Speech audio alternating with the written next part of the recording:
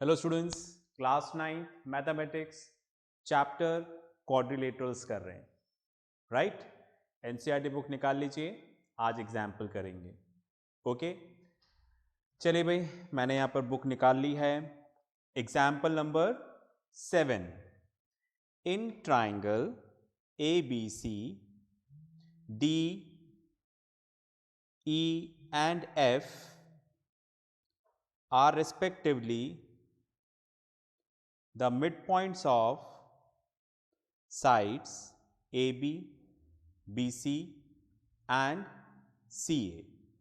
See figure 8.27. लिख लिया। Show that triangle ABC is divided into 4 congruent triangles by joining D, E and F. तो क्या बोल रहे हैं, थोड़ा इधर समझते हैं। जैसे सपोज आपको ये ट्राइंगल दे रखा है, ठीक है।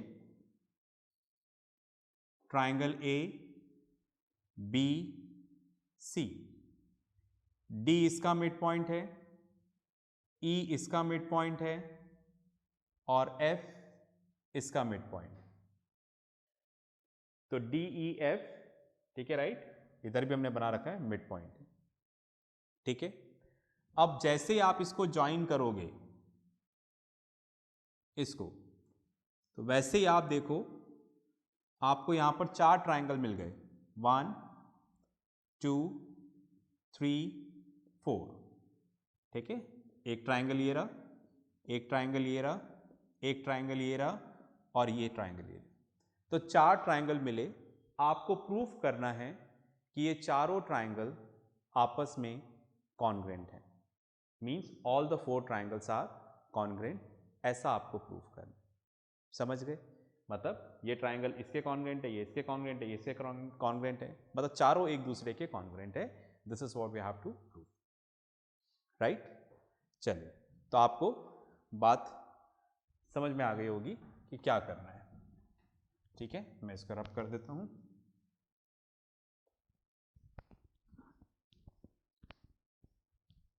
ओके, तो अपन इधर फिगर में आते हैं। ये फिगर दे रखा है बुक में, ठीक है, राइट। इसी तरह से दे रखा है। तो यहां पर हमें बोल रहे हैं कि ये चारों ट्राइंगल कॉन्ग्रेंट हैं, ऐसा हमें प्रूफ करना है। To prove all the 4 triangles are congruent, ठीक है। प्रूफ शुरू करते हैं। ओके, मैंने इस तरह से लिखा, in triangle A B C D and F are the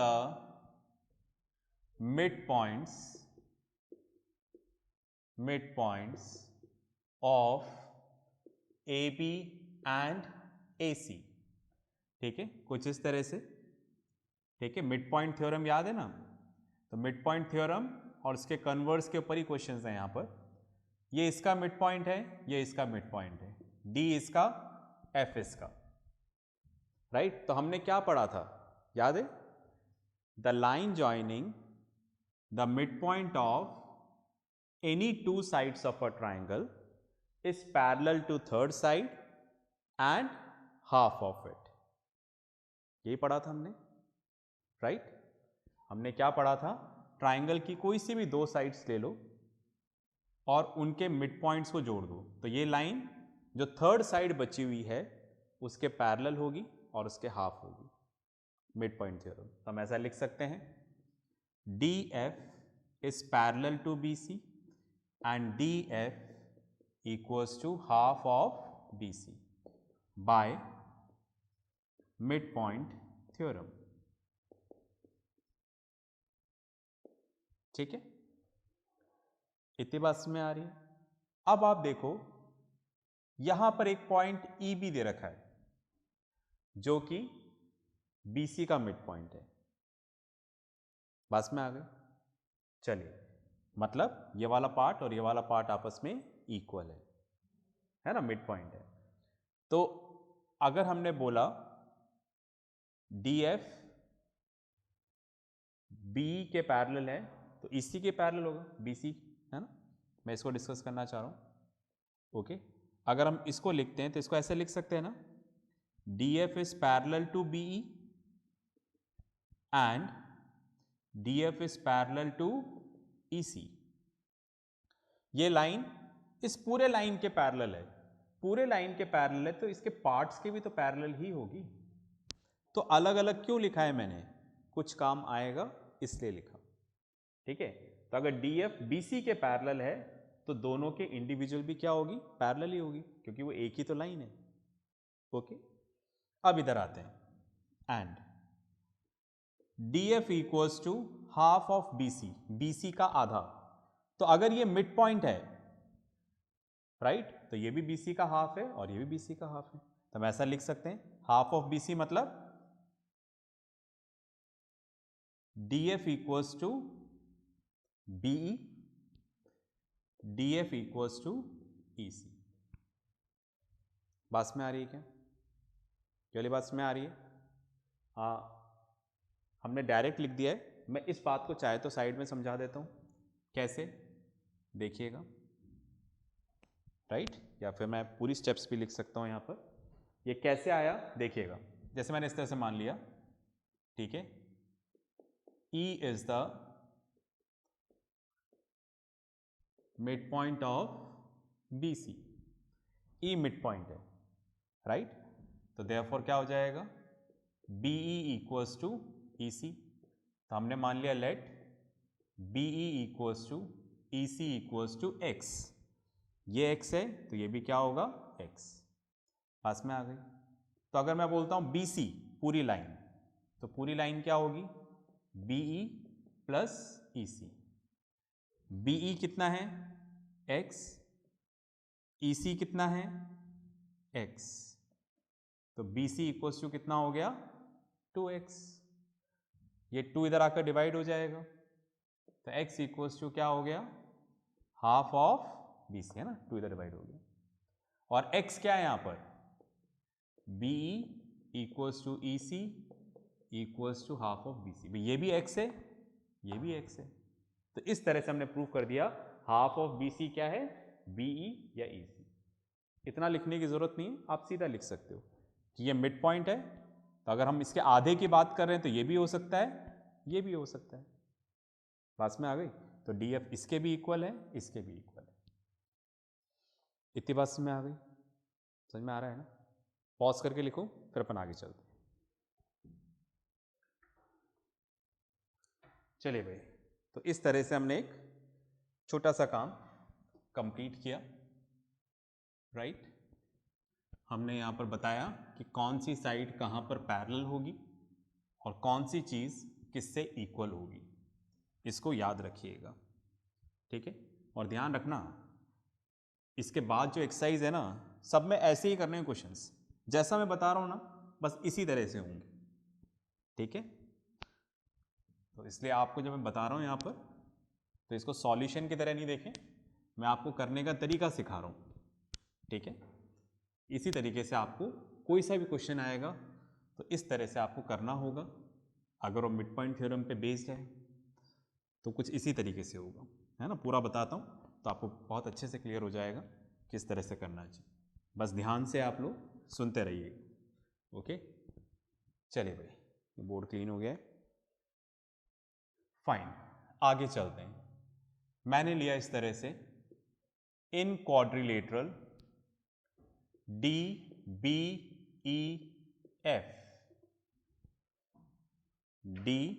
DBEF कुछ इस तरह से बना हुआ है, राइट।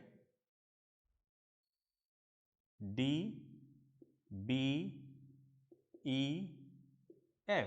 ये क्वाड्रिलेटरल, ओके। इसमें हमने क्या प्रूव कर दिया, DF is parallel to BE and DF is equals to BE। ये वाली साइड इसके पैरेलल भी है और ये वाली साइड इसके इक्वल भी है, राइट। फाइन। तो हमने क्या सॉरी हमने क्या प्रूफ किया? That is one pair of opposite sides are parallel and equal. ये पैरेलल भी है, ये इक्वल भी है। तो देयरफॉर किसी भी क्वाड्रिलेटरल में अगर आप ये काम कर दो तो याद है ना, वो क्या बन जाता है? पैरेललोग्राम। तो देयरफॉर हम बोल सकते हैं quadrilateral DBEF is a parallelogram. ठीक है जी, ये पैरेललोग्राम हो गया। तो अब हम क्या करेंगे? इसको क्वाड्रिलेटरल नहीं बोल के इसको क्या बोलेंगे? पैरेललोग्राम। अब ये पैरेललोग्राम हो गया। ठीक है, चलिए तो अपनी स्टोरी को आगे बढ़ाते हैं। ठीक है, मैंने यहां पर लिखा, ये काम पूरा हो गया, अब आगे चल रहे हैं। अब मैं इसको बोल रहा हूं इन पैरेललोग्राम DBEF, क्योंकि अब पैरेललोग्राम हो गया ये। मैं ऐसा लिख सकता हूं ना, DE इज अ डायगोनल। जो DE है वो डायगोनल है, देखो ये रहा, है ना। अल्टीमेटली वो कोई अलग फिगर नहीं है, बस इसी चीज को समझाने के लिए मैंने उधर बना दिया। तो DE इज अ डायगोनल। और आपको याद है प्रॉपर्टी पैरेललोग्राम की, diagonal of a parallelogram divides it into two congruent triangles. लिखते हैं यहां पर, इधर लिख दूं, ठीक है, ऐसे लिख, है ना, तो और स्पेस मिल जाएगा मुझे लिखने के लिए।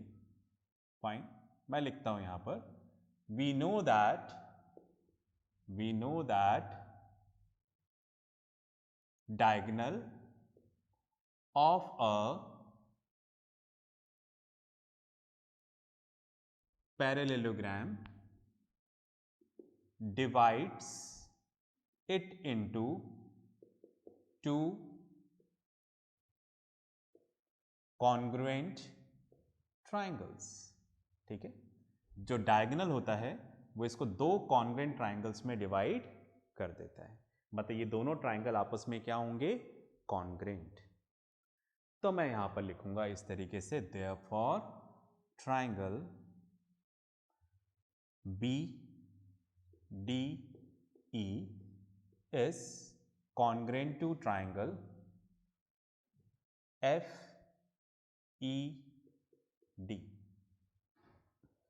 राइट, मैंने क्या लिखा? DBE is congruent to FED।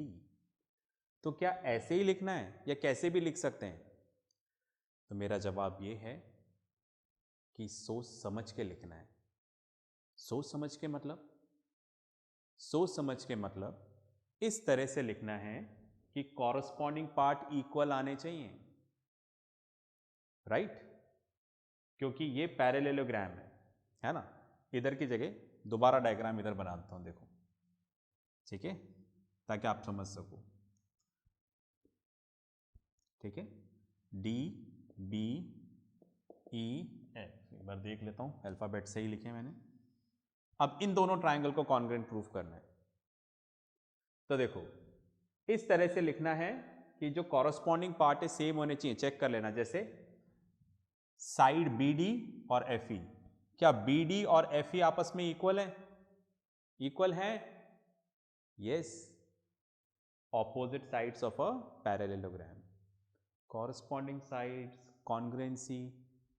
दोबारा मैं बता रहा हूं, अगर आपको लाइन्स एंड एंगल्स और ट्राइंगल्स चैप्टर नहीं आता तो क्वाड्रिलेटरल समझ में आना मुश्किल है। ये हमने ट्राइंगल्स चैप्टर में पढ़ा है, कॉन्ग्रुएंसी, पूरा चैप्टर ही उस पर बेस्ड है। हर बार हर लेक्चर में बोल रहा हूँ मैं, तो मैं ये मानते हुए पढ़ा रहा हूँ कि आपको कॉन्ग्रुएंसी आती है, नहीं तो आप वाले लेक्चर्स में देखिएगा। ठीक है, चलिए तो आप देखो कॉरस्पॉन्डिंग पार्ट्स इक्वल होने चाहिए। First two letter BD, first two letters EF, क्या इक्वल है? यस, इक्वल होने चाहिए। चलिए दूसरा देखते हैं, DE DE, ये रहा, दोनों सेम है, कॉमन बिल्कुल सही है। First and last BE and DF, BE DF, yes, opposite side. पास में आ रही, बिल्कुल सही है। तो ये हमने बिल्कुल सही लिखा है। इतनी बात में आ रही है। एंगल से मेजर कर लो। जैसे आप देखो B और F क्या आपस में इक्वल है? ये angle, yes, in parallelogram opposite angles are equal. अच्छा, BDE, BDE ये वाला एंगल, और इसमें क्या आ रहा है? FED ये वाला एंगल, क्या ये दोनों आपस में इक्वल है? यस, ये लाइंस पैरेलल हैं, ऑल्टरनेट इंटीरियर एंगल्स। ठीक है, तो चाहे तो आप एंगल्स ले लो या साइड ले लो। तो नाम इस तरह से लिखना है कि कॉरस्पॉन्डिंग पार्ट क्या आने चाहिए? इक्वल, वरना गलत हो जाएगा, बिकॉज आप यहाँ पर सिंबल यूज कर रहे हो कॉन्ग्रुएंसी। ठीक है, तो इस बात का आपको ध्यान रखना है। ठीक है, तो इस तरह से हमने प्रूफ करा, ठीक है, राइट, फाइन, कि ये वाला ट्राइंगल इसके कॉन्ग्रुएंट है। ठीक है, राइट, चलिए लिख लो। ठीक है, फिर मैं रब करता हूँ। चलिए भाई, आपने लिख लिया होगा, तो मैं इसको रब कर देता हूँ। ओके,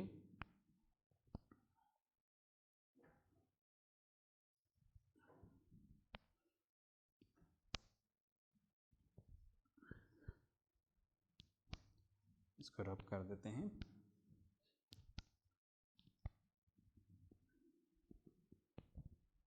तो क्वेश्चन तो सिंपल सा है, देखो, पर थोड़ा सा ध्यान से करना है अपने को। ठीक है, प्रेजेंटेशन थोड़ा सा अच्छा रखना है, ताकि जो कॉपी चेक कर रहा है टीचर, उसको आपकी बात समझ में आ जाए कि भाई आपको क्वेश्चन आता है या नहीं आता है।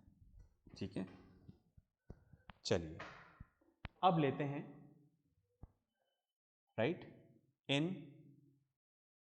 Quadrilateral DECF, DECF,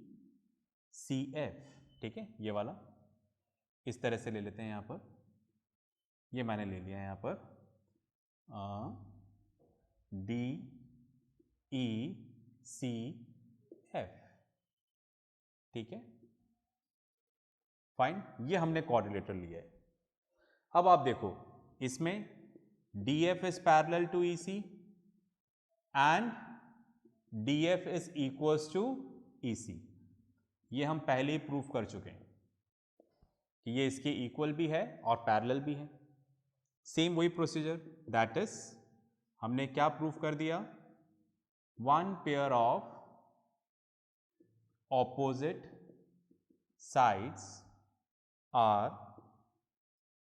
parallel and equal. तो किसी भी क्वाड्रिलेटरल में अगर आप ये प्रूफ कर देंगे तो ये क्या बन जाएगा? पैरेललोग्राम। तो therefore quadrilateral DECF is a parallelogram। पास में आ गए? ओके, अब आपको समझ में आ, जैसा अपन ने पहले किया था ना, वही सेम करना है। अब ये पैरेललोग्राम हो गया, तब हम इसको पैरेललोग्राम ही बुलाएंगे। ओके, चलिए, तो मैंने यहां पे लिखा इन पैरेललोग्राम DECF, DECF। तो आप देखो इसमें ऐसे जुड़ा हुआ है, ये ऐसे ज्वाइन हो रहा है ना, EF। तो मैं लिख देता हूं यहां पर EF is a diagonal. EF क्या है यहां पर? डायगोनल है। और अभी जैसे मैंने लिखा था, ठीक है, राइट, वी नो दैट, हम जानते हैं, वी नो दैट क्या? Diagonal of a parallelogram divides it into two congruent triangles. ठीक है, राइट, ये इसको दो कॉन्ग्रुएंट ट्राइंगल्स में क्या करेगा? डिवाइड करेगा। बस में आ गई? इतना क्लियर हो रहा है? चलिए, तो मैं ऐसा लिख दूं, ये दोनों ट्राइंगल कॉन्ग्रुएंट है, नाम का ध्यान रखना है, triangle FED is congruent to triangle FED। तो मैंने यहां पे लिख दिया ECF, ट्राइंगल ECF। बात में आ रही? नाम का ध्यान रखना है, जैसे मैंने बोला, ठीक है, राइट, कि भाई नाम ऐसे होने चाहिए, कॉरस्पॉन्डिंग साइड्स इक्वल होनी चाहिए, तो और कॉरस्पॉन्डिंग एंगल्स भी इक्वल होने चाहिए। चेक कर लें, सॉरी, इसको इस तरह से बना दिया, इसी की तरह बना लेते हैं, मैं नहीं चाह रहा कोई भी कंफ्यूजन हो। ओके, तब आप देखो ऐसे बना हुआ है, ठीक है, ये है डी ई सी एफ, ये जुड़ा हुआ है। अब आप देखो ट्राइंगल एफ ई डी, तो इसमें देखो एफ ई और ई सी, एफ ई कहाँ है भाई, ये रहा एफ ई, ठीक है, और ई सी, क्या ये दोनों आपस में इक्वल है? क्या नहीं है, तो दैट मीन्स क्या हो गया, हमने जो नेम लिखा है वो क्या है, सही नहीं है। समझ पा रहे हैं क्या मेरी बात? जो कॉरस्पॉन्डिंग साइड्स है वो क्या आनी चाहिए, सेम आनी चाहिए, ठीक है, तो इसलिए जो अरेंजमेंट यहां पर फॉलो हुआ है वो सही नहीं है। इतनी बात में आ रही है, ठीक है, तो हमें इस तरह से लिखना है कि ये सेम आए, ठीक है, हमने लिखा था एफ ई डी और इधर लिखा था ई सी एफ, तो अब मैं यहाँ पर नाम चेंज करता हूँ। अब देखते हैं, कुछ और लिख के देखते हैं सही आ रहा है नहीं आ रहा। मैंने यहाँ पर लिखा ई एफ सी, समझ में आ रहा है ना मैं क्या करना चाह रहा हूँ, नेमिंग ऐसे लिखना है, कॉरस्पॉन्डिंग साइड सेम होनी चाहिए, ठीक है, तो मैंने लिखा F E D and E F C, ठीक है, चेक करते हैं, देखो एफ ई और ई एफ, एफ ई और ई एफ, यस, दोनों एक ही लाइन है, कॉमन। अच्छा, फिर देखते हैं यहाँ पर डी ई, तो यहाँ पर क्या लेना पड़ेगा, एफ सी, डी ई कहाँ है, ये रहा, डी ई और एफ सी दोनों इक्वल हैं, इक्वल हैं, yes, opposite sides of a parallelogram, ये अब पैरेललोग्राम हो चुका है, तो पैरेललोग्राम में अपोजिट साइड्स इक्वल होती हैं। और चेक कर लेते हैं, डी एफ सी ई, डी एफ सी ई बिल्कुल इक्वल है, बस में आ गई, ठीक है, राइट, तो हमें इस तरह से लिखना है कि इक्वल रहे। एंगल्स भी देख लो, ठीक है, राइट, चेक करते हैं, देखो एंगल एफ कहाँ आ रहा है, तो 3 लेटर्स बताने पड़ेंगे, E F D, E F D ये वाला एंगल, और सॉरी यहां पर है E F D, E F D सही है, ये वाला एंगल, तो यहां पर लेना पड़ेगा एफ ई सी, एफ ई सी ए, ये दोनों एंगल इक्वल है, ऑल्टरनेट इंटीरियर एंगल्स। उस तरह से एंगल डी और एंगल सी इक्वल हैं, अपोजिट एंगल्स, तीसरा एंगल भी आपको इक्वल मिल जाएगा, तो ऐसे एक बार वेरीफाई कर लेना, राइट, फाइन। चलिए, तो हमने पहला क्या प्रूफ किया था, हमने पहला प्रूफ किया था triangle F E D, right, is congruent to triangle B D C, यही किया था ना, F E D and B D C. Second हमने क्या प्रूफ किया, triangle F E D is congruent to triangle E F C, मतलब ये triangle इसके भी कॉन्ग्रेंट है, ये ट्राइंगल इसके भी कॉन्ग्रेंट है, ठीक है, ये हमने दूसरा प्रूफ किया, राइट। बस हम क्या कर रहे हैं, हमने क्या टारगेट ले लिया, ये जो बीच वाला ट्राइंगल है ना उसका नाम सेम रखेंगे हमेशा, F E D, F E D, तो एफ ई डी इसके कॉन्ग्रेंट है, एफ ई डी इसके कॉन्ग्रेंट है, एफ ई डी इसके कॉन्ग्रेंट है, तो चारों आपस में क्या हो जाएंगे, कॉन्ग्रेंट। बस में आ रही, पॉज करके लिखो फिर आगे बात करते हैं। चलिए, आपने कर लिया होगा, ठीक है, अब आपको तीसरा क्या प्रूफ करना है, समझ गए। थर्ड आपको ये प्रूफ करना है triangle F E D is congruent to this triangle, बस इतना प्रूफ कर देंगे। ट्राइंगल का नाम मैंने जानबूझ के नहीं लिखा है, इसी तरह से करेंगे, ठीक है। आप क्या प्रूफ करेंगे, ये वाला ट्राइंगल इसके कॉन्ग्रेंट, ऐसा करते ही बस ये नाम सेम रखना एक है ना, जरूरी है, तो सेम रखिएगा, तो इसके कॉन्ग्रेंट हो जाएगा। अगर आपने तीसरा भी कर दिया तो दैट मीन्स अगर ये सब एक ही ट्राइंगल के कॉन्ग्रेंट है तो ये सब आपस में भी क्या हो जाएंगे, कॉन्ग्रेंट, तो लास्ट में लिख दिएगा therefore all the 4 triangles are congruent. ठीक है, आई होप आपको मेरी बात समझ में आई होगी। आगे का काम आप करेंगे, नहीं आता है तो टीचर से आप पूछेंगे। तो नेक्स्ट क्लास में मिलते हैं नेक्स्ट एग्जाम्पल्स के साथ। तब तक प्रैक्टिस करते रहें, पढ़ते रहें और सबसे इम्पॉर्टेंट अपना ध्यान रखें। बाय।